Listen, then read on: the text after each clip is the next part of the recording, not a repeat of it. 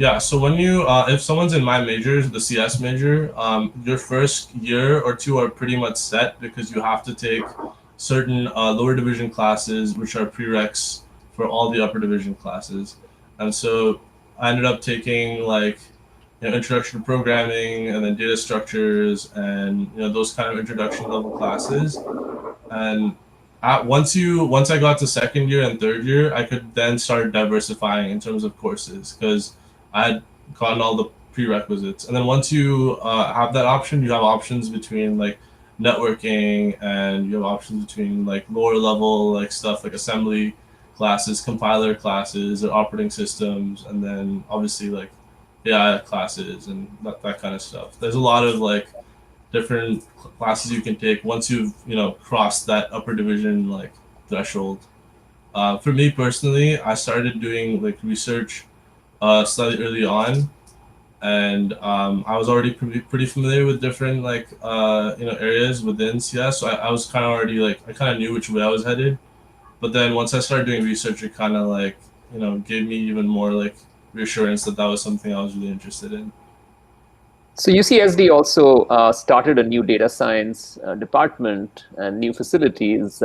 What exactly do you think it's all about? And since you were in probably the first graduating class, what pioneering spirit did that department really bring forward and expect from students? Yeah, so I actually work really closely with them. So they, I guess the acronym they go by is HDSI, which is the I can't pronounce, like I think it's Helikoglu Data Science Institute. That's what it like uh, stands for. I can't really pronounce the H word, but basically I wasn't in the major. I wasn't in the data science major, but I was part of the Data Science Student Society, which is a student society that has been part of the student body before the Data Science Institute was even like launched. But basically, we did things like events, and we did like workshops. We did learning. We helped students learn data science. We did like hackathons, and I was part of like projects. So I was like helping students with doing like projects during the year, and then finding other people to do projects with and providing a good structure for them.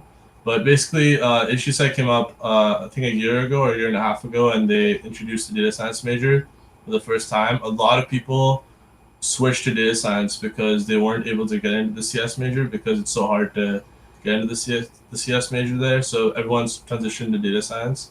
The cool thing about data science there is they have a lot of like funding. The building is new, and a lot of the professors from CS are actually also teaching data science classes.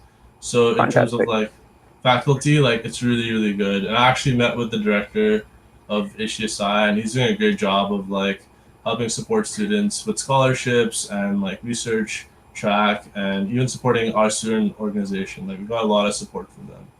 So if you So were to explain data science and MLAI uh, education, like what do you really study, and then what are the opportunities like projects, internships, even challenges which companies might offer college students? What is it like to be a data science student?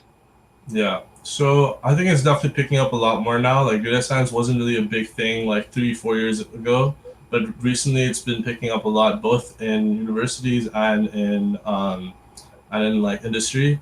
Like I've noticed that industry, like a lot of companies like Lyft, Facebook, Microsoft are hosting data science challenges instead of hackathons, where they invite like university students from all over the like country to like participate. And they actually oftentimes will not only like give you a prize if you do well, but also interview you for like internships if you do well. And so that's like a great way for you to like maybe even land a job, is through some of those challenges. Um, and then university wise, I've noticed like a lot of increase in courses.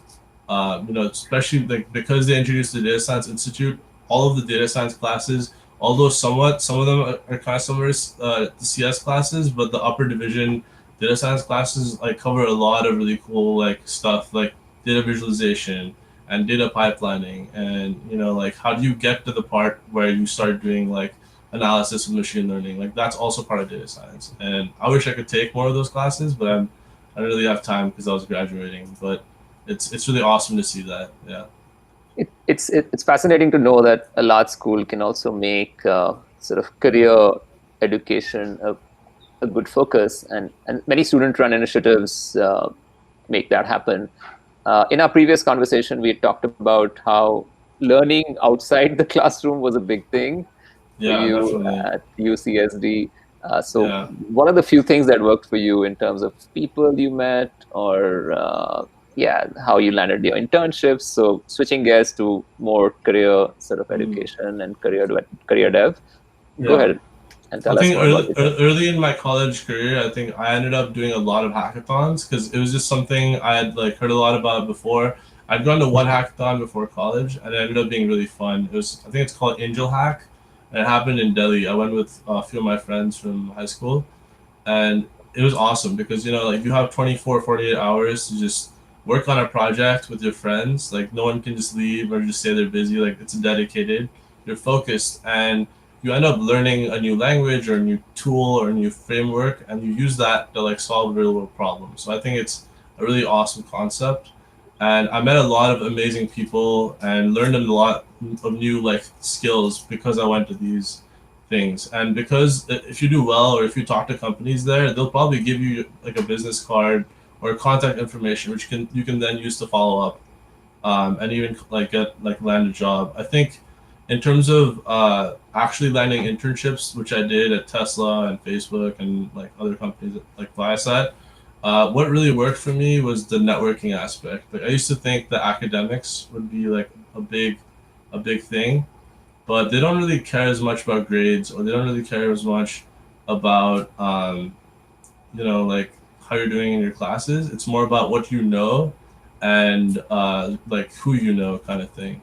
How you like appear as a person when you like go talk to recruiters during like career fairs and stuff. um, Fantastic. And so, yeah. if you were to tell us a little bit more about the internships or jobs on campus or Yeah. projects that really felt you learned a lot from, mm, and where are you headed next? I know it's the mhm. master's program Yeah. and also the internship at Facebook. Actually, I had more to say about networking and how to like talk to recruiters and that kind of stuff. But because we don't have as much time, I actually have a Medium article which you can Go ahead. Yeah, maybe like maybe you can put it in the podcast description or something, and people can just link it. It's a 5-minute article. It reads really fast, and it's really targeted towards college students, so they might find so it even useful. mention how it's important to put your stuff out there on platforms like LinkedIn or Medium. Yeah, go ahead. What are the Yeah, I tips mean, and what did you do? I guess like it is important because if you're on LinkedIn and stuff, and like you want to show that you're really passionate about what you're studying and what you want to like build a career in, and to show that you're interested and you're passionate, you should like try and share stuff on LinkedIn, or like maybe post an article that you wrote somewhere else like on Medium and share it on LinkedIn, and that like is a great way to show recruiters that you connect with that look like this guy's like engaging with his major a lot, so we know he's like legit. In terms of like the tips, I won't go into too much detail, but it's about like kind of breaking down the wall between you and the recruiter, because everyone, like the recruiter is going to talk to thousands and thousands of students during the career fair, and the whole point is you have to stand out, and you have to treat them also as a human, as a person. So I want to be as friendly as possible.